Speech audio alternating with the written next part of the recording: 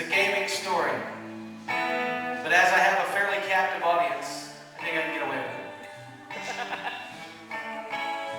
it. Someone once told me that this was my stairway to heaven. Another person told me this is the stairway to heaven of all gaming songs. I'm cool with either of those. This is a song about the best game ever. It's rather unoriginally titled Best Game Ever. Sing along if you know the words, because I tend to forget them. It was the best game ever.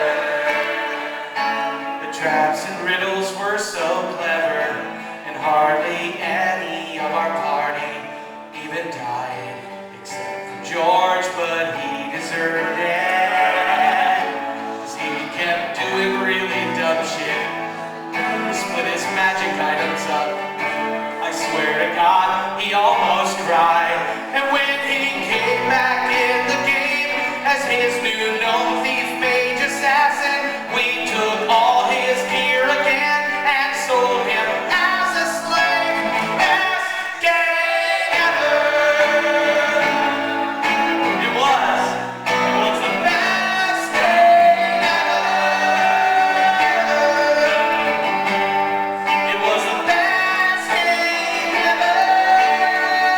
I took his Santa Plus for leather, and we climbed on board the plot train, let it take us for a ride. But then George came back, and this time he was a druid who refused to leave the forest and always tried to start a fight. And that's exactly what he did with this poor farmer on the outskirts of a town who turned out to be a god in disguise.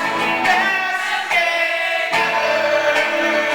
'Cause George's druid's head got severed, and he came back in the game while we were going through this cave to slay a dragon.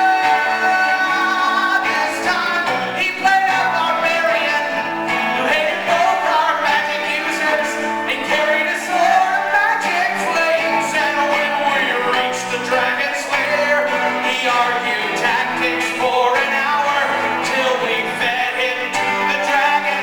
Then we killed it in 3 rounds. Best game ever. I mean, seriously, what kind of barbarian argues tactics for an hour? 5 minutes even. Now, he was asking to die. He was begging to die. Did you see what he was wearing? All right, that's a bad precedent to set. We don't want to